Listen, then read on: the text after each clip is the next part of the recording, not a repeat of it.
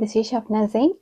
இன்னைக்கு நான் தொடர்ச்சியாக என்கிட்ட கேட்கப்படுற ஒரு கேள்வியை பற்றி தான் பேச போகிறேன். அதாவது கவுன்சிலிங் டீச்சிங். ஸ்கூலுக்கு எப்படி கவுன்சிலராக வந்து அப்பாயிண்ட் பண்ணுறாங்க அப்படின்றத பற்றி தான் நாங்கள் டிஸ்கஸ் பண்ண போகிறோம்.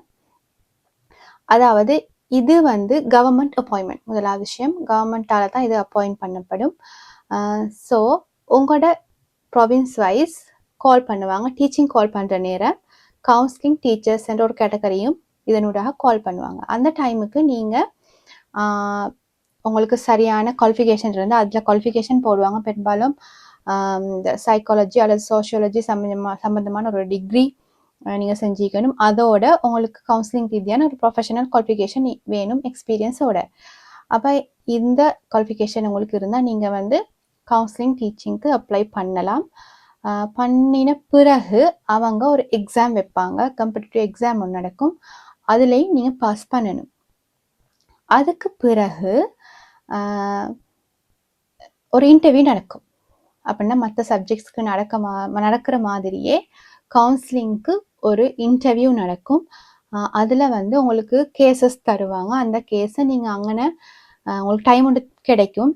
அதுக்குள்ளே பொருத்தமான இன்டர்வென்ஷனை போட்டு நீங்கள் அதை அவங்களுக்கு அந்த கேஸை எக்ஸ்பிளைன் பண்ணணும். உங்களோட இன்டர்வென்ஷனுக்கான காரணங்களையும் நீங்கள் அங்கே எக்ஸ்பிளைன் பண்ண வேண்டி இருக்கும். அதுலேயும் நீங்கள் பாஸ் ஆகினால் உங்களுக்கு இந்த அப்பாயின்மெண்ட் பாடசாலை உளவலன் துணையாளர் அப்படின்ற ஒரு கேட்டகரி கீழே நீங்கள் பாடசாலைக்குள்ளே போவீங்க. பிறகு பாடசாலைக்குள்ளே நீங்கள் எப்படி ஒர்க் பண்ணணும்னு சொன்னால் உங்களுக்கு உங்களோட வேலை கவுன்சிலிங் தான். அது இல்லாமல் பெரும்பாலும் டீச்சர்ஸ் குறைவாக இருந்தால் அவங்களுக்கு சப்ஜெக்டும் கிழமையில 15 பாடம் வரைக்கும் உங்களுக்கு தரலாம். எது வேணாலும் நீங்கள் செய்யக்கூடிய ஒரு சப்ஜெக்ட். அப்போ கவுன்சிலிங்கில் நாங்கள் பார்க்க போனால் கவுன்சிலிங் டீச்சருக்கு மேலே ஒரு ஐஎஸ்ஏ இருப்பார் உங்களோட ஜோனலில். அதே நேரத்தில் ஜோனல் கவுன்சிலிங் டிரெக்டர் இருப்பார். அதுக்கு மேலே ப்ரொவின்ஷியல் கவுன்சிலிங் டிரெக்டர். இவங்க எல்லாருடையும் கண்காணிப்புக்கு கீழே தான் நீங்கள் ஒர்க் பண்ணுவீங்க. அப்போ மந்த்லி ஸ்கூலில் இருக்கிறவங்களுக்கு இந்த விஷயத்தை பற்றி தெரியும்னு நினைக்கிறேன். இப்போ மந்த்லி அவங்க எங்களை பார்க்க வருவாங்க. அதாவது நாங்கள் என்ன கேசஸ் பார்த்திக்கிறோம், எத்தனை கேசஸ் பார்த்திக்கிறோம், எந்த மாதிரியான இன்டர்வென்ஷன் போட்டிக்கிறோம், அது சரியா பிள்ளையா, அது தவறுகள் இருந்து அவங்க திருத்துவாங்க.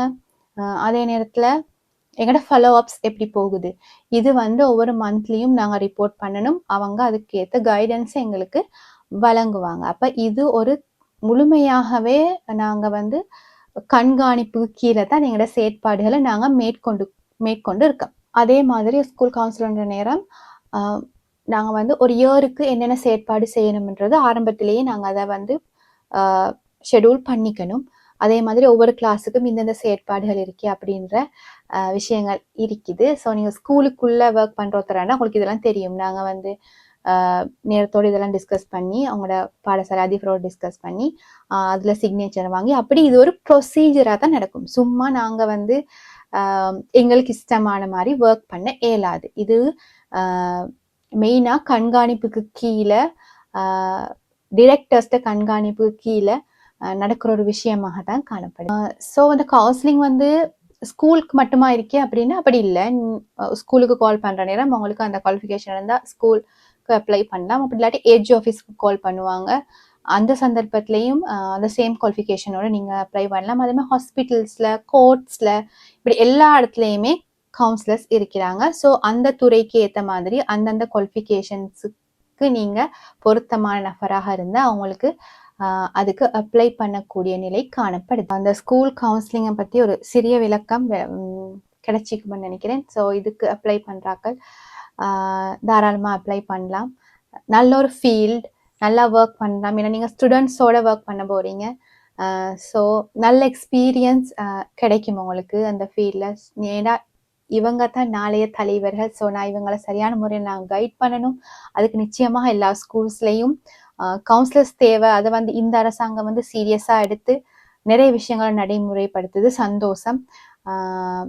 ஸோ இந்த ஃபீல்டுக்கு வர விருப்பமானாக்கள் உங்களோட ப்ராவின்ஸில் இந்த கவுன்சிலிங் கால் பண்ணுற நேரம் கட்டாயம் அப்ளை பண்ணி மற்ற இடங்களை விட நீங்கள் இந்த ஸ்கூல்ஸுக்கு முக்கியத்துவம் கொடுத்து அப்ளை பண்ணீங்கன்னா அடுத்த வார ஜெனரேஷனுக்கு பெரிய ஹெல்ப்ஃபுல்லாக இருக்கும். Thank you so much.